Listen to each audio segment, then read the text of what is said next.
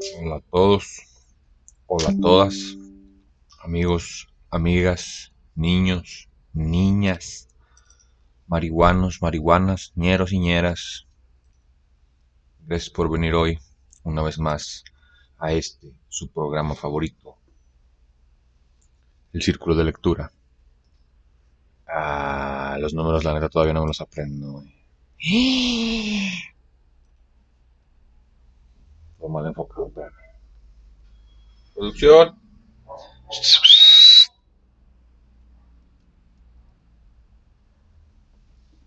Ya es Tania, ya es Tania, ya es Tania. Aquí pueden ver también mi otro libro que estoy leyendo para calmar la mente. Fíjate que me los encontré los dos juntos, güey. Bueno, no te creas, este me lo encontré en la biblioteca de donde chambeo. Y este me lo encontré en un mercado. Pero bueno. Espero que estén teniendo todos una excelente mañana. Y a las 9. Y allá, lo que importa es que estés escuchando. Fierro calzones. Sí, vamos a hacerlo. Nos quedamos en el capítulo llamado, o bueno, más bien como en la separación del credo y la mitología.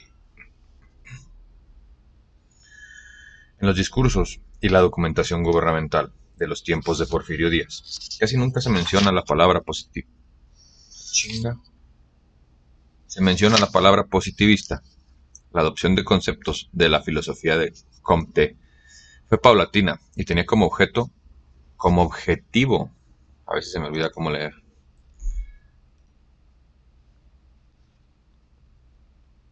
sumar a México al lenguaje de las naciones avanzadas, a los discursos de la ciencia y la razón. En este sentido, las ideas de Justo Sierra son un ejemplo preciso. Ellas pretendían que la producción de conocimiento en nuestro país se llevara a cabo de una manera científica, a tal grado que la búsqueda de la verdad se convirtiera en su motor. La verdad es el patrimonio humano por excelencia, dijo Sierra. Justo Sierra, uno de los secretarios que más participación tuvo en los festejos del centenario. Por su parte, la interpretación que hizo el gobierno del lema Orden y Progreso se puede observar en las labores cotidianas del régimen. El imparcial, durante los meses previos a la conmemoración, subrayó la acción gubernamental encaminada a garantizar la armonía y participación de diversos grupos sociales, justo como ocurrió en 1909, cuando Guillermo de Landa y Escandón visitó las fábricas de la Ciudad de México para fortalecer el diálogo entre los obreros y las autoridades, y promover el desarrollo de sociedades mutualistas. En todas estas visitas, cuando Landa llegaba, el patrón o dueño lo recibía. Posteriormente, pues, pronunciaba un discurso y un obrero le respondía. En todos los casos, Landa repitió algunas ideas. La gratitud del pueblo mexicano debía guardarle a Porfirio Díaz por la paz que trajo su gobierno y como esta condición permitió el desarrollo de la industria y el bienestar de los trabajadores. Mis ideales y el objeto que persigue la gran sociedad mutualista y moralizadora del obrero es formar al trabajador, instruirle y volverle útil para su país y para su familia, porque el obrero que ingrese a esta agrupación tendrá que ser honrado, laborioso y moral. Todo obrero amante de su país debe tener grabado en su corazón el nombre de nuestro gran presidente, el señor General Díaz, a quien debemos el engrandecimiento de México y el desarrollo y progreso de la riqueza pública. Las acciones de Landa no fueron únicas. En 1881, en el periódico La Libertad, el candidato a gobernador de San Luis Potosí, Pedro Díez Gutiérrez, señalaba la necesidad de conocer las leyes naturales y sus relaciones para establecer las condiciones de orden adecuadas al desarrollo de la sociedad. Con estos hechos, y otros muchos, se marcaba el inicio de una escuela científica política de México, la cual seguiría los dictados del positivismo comitano, que postulaba la libertad como medio, al orden como base, y al progreso como fin. De este modo, se sacrificaba la libertad política para alcanzar la libertad que supuestamente permitiría un notable aumento en la riqueza de los individuos.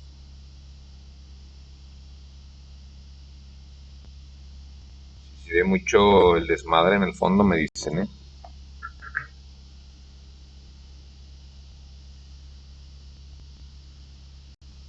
La prensa, entre la mordaza y la crítica.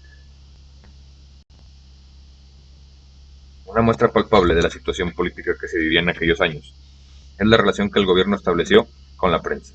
Si bien, en los últimos momentos del porfiriato, los periódicos lograron una mayor presencia en la República, la veracidad de sus noticias y opiniones era muy limitada. Como ahorita, en un estudio que se hizo sobre el porfiriato, afirma Daniel Cosio Villegas, con el fin de analizar los temas que trataban los periódicos, se concluyó que, en los años cercanos a 1910, de los 56 textos contenidos en 8 planas de 7 columnas, 30 eran anuncios, 10 eran cables extranjeros, 6 narraban chismes de comisaría, 3 de asuntos sociales y personales, 2 se referían a la cárcel de Belém, 1 al comercio y finanzas, medio de agricultura y minería, 3 a las grandes empresas y a la media restante se dedicaban a la sociedad mutualista. Paréntesis cultural. Supongamos que acabamos de leer esto ahorita en el 2022, ¿no? Se concluyó que en los años cercanos a 2022, de los 56 textos contenidos en 8 planas de 7 columnas, 30 eran anuncios, 10 eran estupideces extranjeras, 6, si no es que 7, narraban chismes de internet, 3 eran de memes, 2 se referían a la situación política del país, 1 a la política internacional y a las finanzas, y la mitad del que queda a la agricultura y a la minería. Eso sería la prensa en el 2022, y el que me quiera y el que opine lo contrario, que me diga dónde nos vemos para agarrarnos a machetazos. Efectivamente, los periódicos oficialistas no dedicaban espacio a los temas políticos de fondo, y menos a aquellos que no provinieran del gobierno. La relación con la prensa, que al principio del porfiriato había sido difícil, se suavizó desde el preciso instante en el que se otorgaron las primeras prebendas. El Tiempo, fundado en 1883 y con un tiraje de 2.500 ejemplares, se declaró mexicano en política y católico en religión.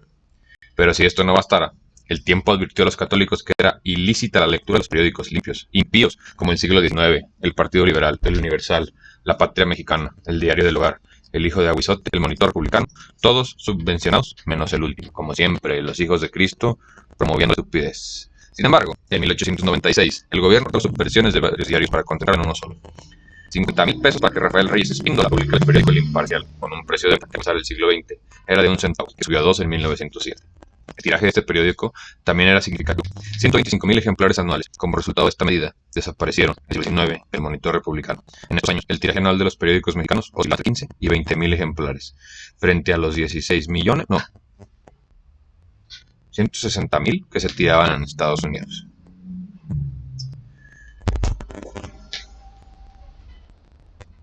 Otras publicaciones importantes fueron El País, dirigido por Carlos Díaz Dufo, El Mundo Ilustrado, que estaba a cargo de Luis G. Urbina. En La República había en 1910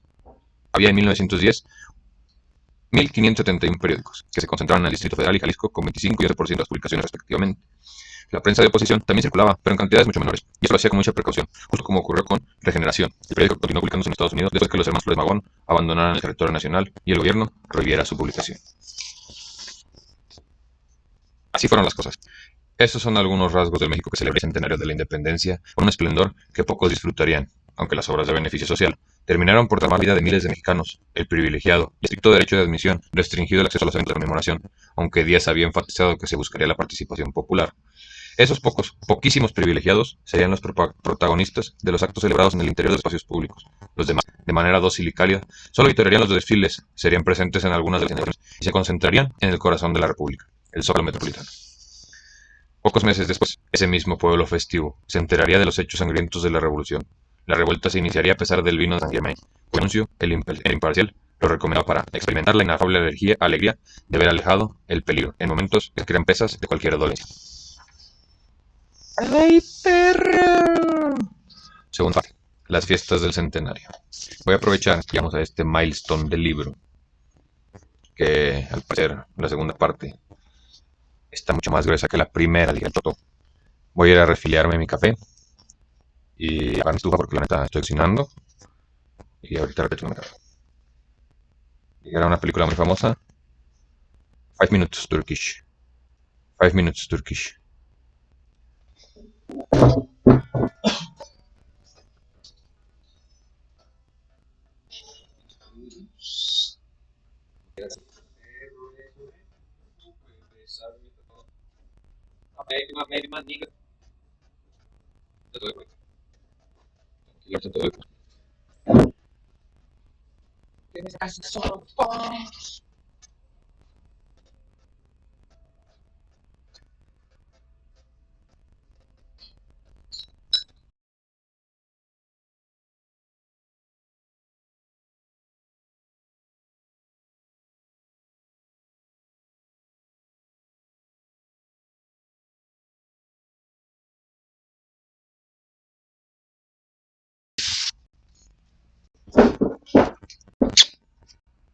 ponte donde más te guste.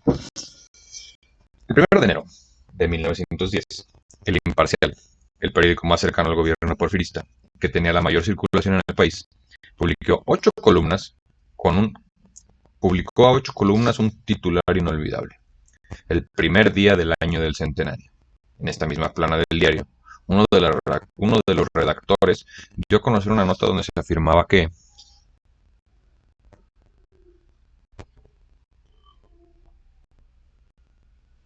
no sé por qué está tan pitero mi internet hoy, fíjate.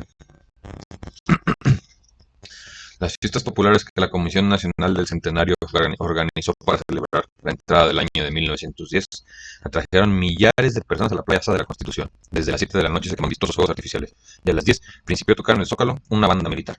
A la madrugada de hoy, las bandas militares recorrieron las calles de la ciudad anunciando el primer día del año del centenario. Asimismo, en la sección editorial del Imparcial se hacía una reflexión acerca de lo que el gobierno y debía proyectar en el ánimo popular. Hemos entrado en el año centenario, después de un 1909 muy ingrato, muy pesado, muy lento en sus transcurso, y que trajo grandes catástrofes mundiales, graves trastornos, y que aquí, en nuestra república, donde se han ido elaborando con mucho esfuerzo y mucho sufrimiento los materiales de una patria próspera y fuerte, se ha dejado sentir con insuspetada intensidad, en forma de hechos reveladores, de que aún precisa vigilar los grandes bienes alcanzados por un hombre de energía amplia y poderosa. Si de esa larga etapa anárquica, el periodo triste y doloroso en el que hasta los más creyentes se creían autorizados para dudar de la viabilidad del joven Estado, la breve existencia nacional queda reducida casi al corto intervalo en que México comenzó a desarrollar sus elementos de existencia. La conciencia de la nacionalidad será un año que hablará del porvenir. Por si lo anterior no fuera suficiente, en esta misma entrega aparecieron desplegados de las grandes firmas comerciales felicitando a la nación y a los mexicanos por este año tan especial. ¿Sí está? Que sí,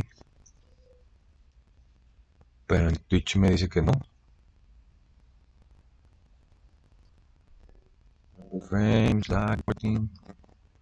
Bueno, pues ahí si tienen algún problema, me dicen, como que aquí estamos viendo el chat.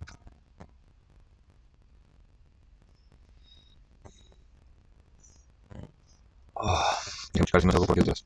Creo que me sale que está muy raro este business. Ups.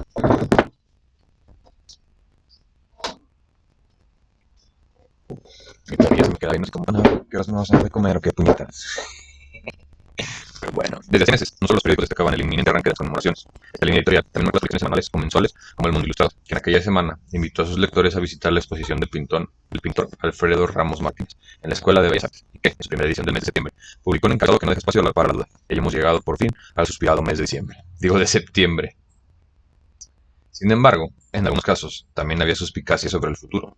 Por esta causa, no resulta casual que el primer día de 1910, Francisco Gamboa haya anotado lo siguiente en su diario.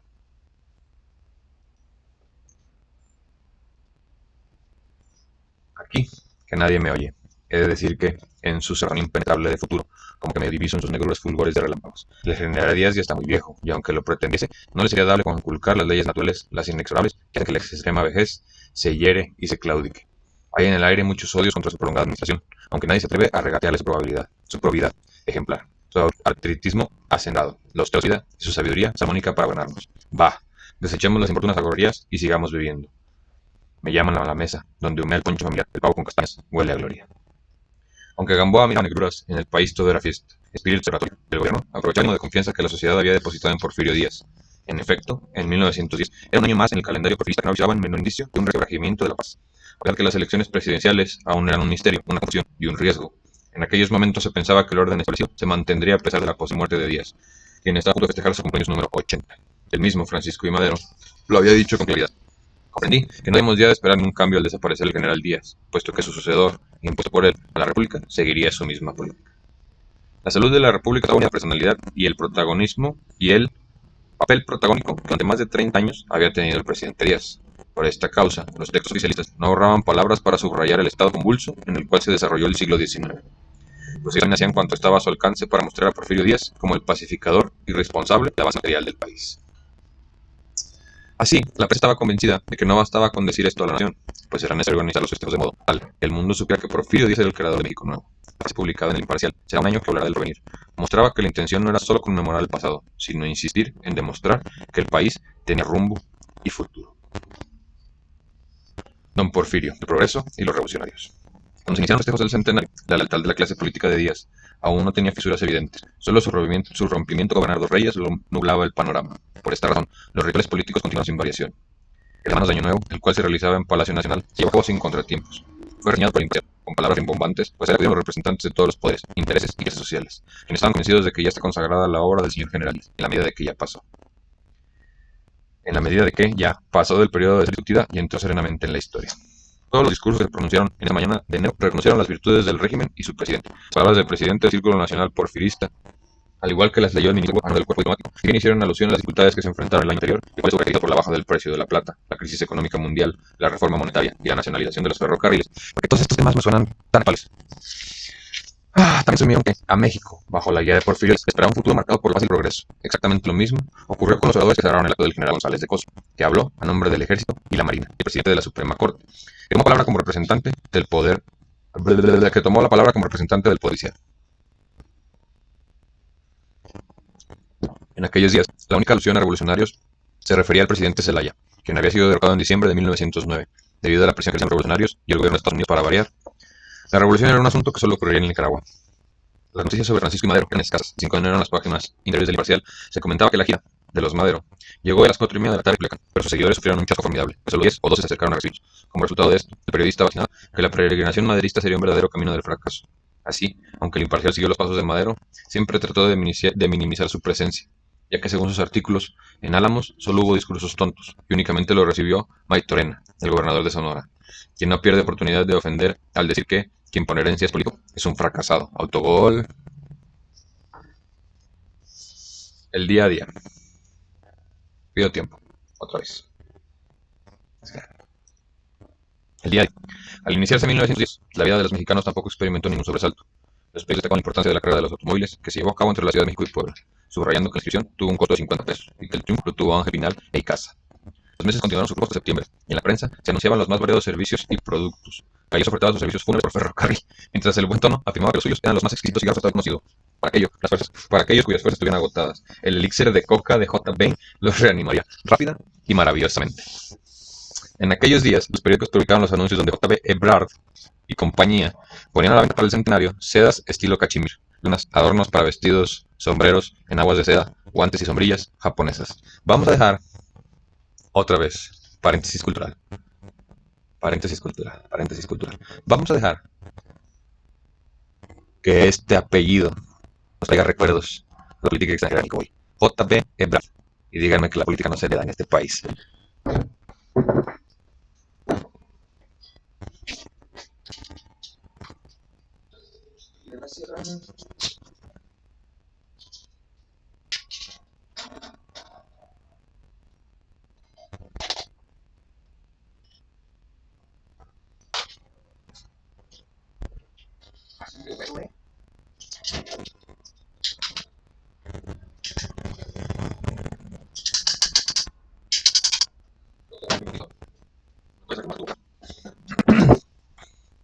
Asimismo, en aquellos días, los periódicos publicaron los anuncios en los que el almacén, el puerto de la Cruz, ofrecía los atuendos más adecuados para las celebraciones: corbatas de 50 centavos, camisas blancas de 4.50 y zapatos de 2.75. Los precios de las banderas también fueron recogidos por la prensa. Las mexicanas, que medían de 1,90 metros, costaban 28 pesitos. Era una cantidad muy semejante se vendían las de los países que estaban representados en las fiestas. Los lábaros más populares, además del mexicano, eran el estadounidense, el español, el francés, el inglés, el italiano y el alemán. En su edición de febrero, la Semana Ilustrada dio noticia de algunas de las actividades que la sociedad emprendía para celebrar el centenario. En el Tívoli del Liceo tuvieron lugar los días sábado y domingo últimos varias fiestas organizadas por las sociedades mutualistas de la capital, con el objetivo de hacer fondos para celebrar el centenario de nuestra independencia. Estas fiestas consistieron en juegos deportivos, audiciones musicales, bailes y 2 romerías. Al mediodía del día llegó el señor vicepresidente de la República, don Ramón Corral, para asistir al banquete que había preparado en su honor.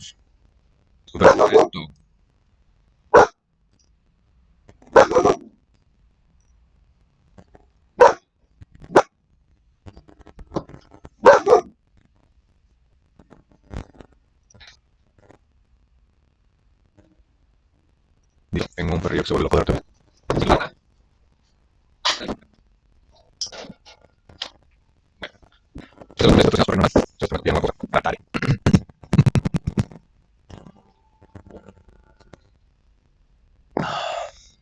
También, en marzo de comenzaron a publicar las primeras noticias vinculadas con la llegada de los representantes del extranjero, como ocurrió en la edición del día 13 de ahorita El Mundo Ilustrado.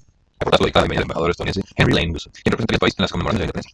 Los personajes del centenario, 2 puntos. Henry Lane Wilson, embajador de Estados Unidos que permaneció en México de abril de 1910 a 1914, asumió el cargo pocos meses de las fiestas del centenario y formó parte de la delegación secreta bajo la dirección de Charles King. Mantuvo excelentes relaciones con el gobierno de Díaz, aunque dejaba actuar a los movimientos revolucionarios que desde la frontera americana enviaban armas a México. Su imposición contra Madero llevó a ser uno de los protagonistas de la decena trágica, que culminó con la muerte de Madero y Pino Suárez. Woodrow Wilson lo reveló de su cargo en 1914. México se preparaba para los festejos, y aunque para los más jóvenes esta parecía ser la primera celebración, las fiestas para conmemorar la independencia ya eran dueñas de una tradición que bien vale la pena recordar. Las primeras celebraciones. Desde fechas muy cercanas al levantamiento en armas de Miguel Hidalgo, los mexicanos comenzaron a celebrar el inicio de la independencia en distintas partes del país. En 1812, en Huichapan, a instancias de la Suprema Junta Americana, que encabezaba Ignacio López Rayón, se recordó por vez primera el inicio de la lucha, por lo cual publicó un manifiesto que llamaba la atención sobre la importancia de la fecha y la gesta. Durante la década de 1820, los estados adquirieron una nueva fisonomía. En algunos casos, una junta cívica es para los ciudadanos que se encargan de pronunciar los discursos y los elogios patrióticos durante el mes de septiembre.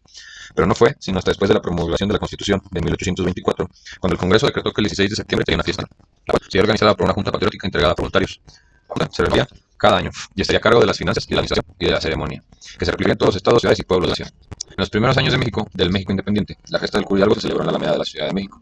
Este era el espacio público que podía agrupar al mayor número de personas en la capital del país. Para la primera celebración formal, se previó una gran asistencia y, con el fin de evitar desórdenes a causa del reciente fusilamiento de Agustín de Iturbide, el gobernador del Distrito Federal emitió un bando conocido como legajo de fiesta, el cual señalaba queriendo una reunión de ciudadanos desahogar los sentimientos patrióticos con modo de aniversario del primer pronunciamiento de nuestra independencia, vamos a celebrar los 16 de septiembre de cada año. Para este año se ha dispuesto una función cívica, invitando para mayor lustro y brillantes al exmo ayuntamiento y a fin de que en los regocios no se mezclen los desórdenes que pudieran oscurecer la brillantez de la festividad. Él se dispuso que en la mañana, tarde y noche se adornarían las calles, balcones con cortinas, flámulas y gallardetes, procurando que cada ciudadano diera una prueba de entusiasmo, que en la noche se iluminen las casas y calles, al tiempo que se prohíbe la venta de licores antes de las de la noche. Y concluida la vacosada de la serenata y los fuegos artificiales, se prohíbe nosotros cualquier ocurrencia que pueda perturbar y ciegos públicos. Si nosotros siempre nos portamos bien. Cabe señalar que estas fiestas estuvieron a punto de cancelarse. Esto es una epidemia sabio que obligó que el ayuntamiento planteara la política a postergarse la celebración por unos días y se propuso que en lugar del 16 la celebración se realizara el 27, fecha de introducir la Ciudad de México. El presidente Guadalupe Victoria no aceptó la propuesta e instruyó que se enviaran antes mencionado con el fin de evitar soles. En provincias también se fueron consolidando en aquellos años. Por ejemplo, en C, no como el presidente Zelaya con Z. En 1923 se construyó el primer monumento dedicado al inicio del movimiento. Durante los siguientes años, la Junta Patriótica continuó organizando el festejo, casi siempre se prolongaba con los religiosos que se llevaban a cabo al día siguiente. Poco a poco, la fiesta se fue trasladando al 15 de septiembre, hasta mediados del siglo XIX. Se festejaban dos fechas, la de inicio y la de consumación de independencia. Los días tomaron la forma y la figura de Hidalgo como estandarte. ¡Qué chingada madre con este perro! Los liberales tomaron la figura de Hidalgo como estandarte y los conservadores hicieron lo propio con Iturbide. La fiesta no se interrumpió en 1847, a pesar de que desde el día anterior ondeaba la bandera estadounidense en el Palacio Nacional. Era la década de 1850. Los festejos se trasladaron al Teatro Nacional y fueron acompañados con misas y tedemos, que se celebraron al día siguiente en la fiesta civil. Incluso durante la invasión francesa, Maximiliano se trasladó en 1864 a Dolores y a las 11 de la noche, en la nada de la casa del padre Hidalgo, leyó un discurso en el que elogiaba por el arte y hacía llamada a la unión y a la concordia. Sin embargo, desde haber victoriado a México, Maximiliano lanzó algunos vivas a Napoleón.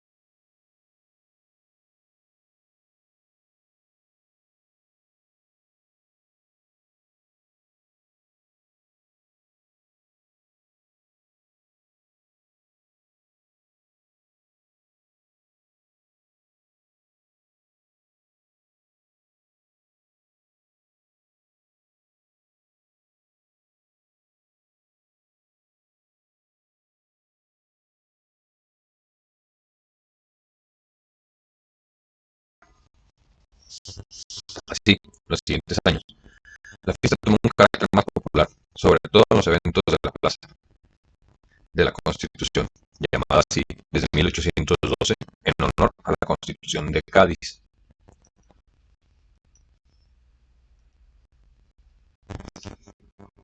Los grandes pasos que se llevan a cabo en otros países, sobre todo en Francia. Vamos a dar unos 5 minutos a comenzar a conversar. Me parece interesante el tema de cómo Díaz planeaba culminar todo este como ámbito de su poder en una mesa, ¿no? Como esta parece ser mexicana, algo eso, no se puede quedar así. Cómo fueron utilizando ellos todos este cultura terminando esta nueva cultura mexicana, ¿no? Porque aquí estaban cerrando apenas tienen independencia y además era una independencia que era relativamente falsa. Por eso después fue el movimiento de la revolución. O sea, todos estos hombres sí que acababan de liberarse, ¿no? De España, pero al mismo tiempo seguíamos siendo esclavos de esta autoridad e impuesta, ¿no? Yo creo que los españoles todavía estaban ideando la economía que tenemos hoy. Digo, perdón, estaban considerando el de que México ya no era parte de sus colonias, ¿no? Ya no era España, sino de que éramos México.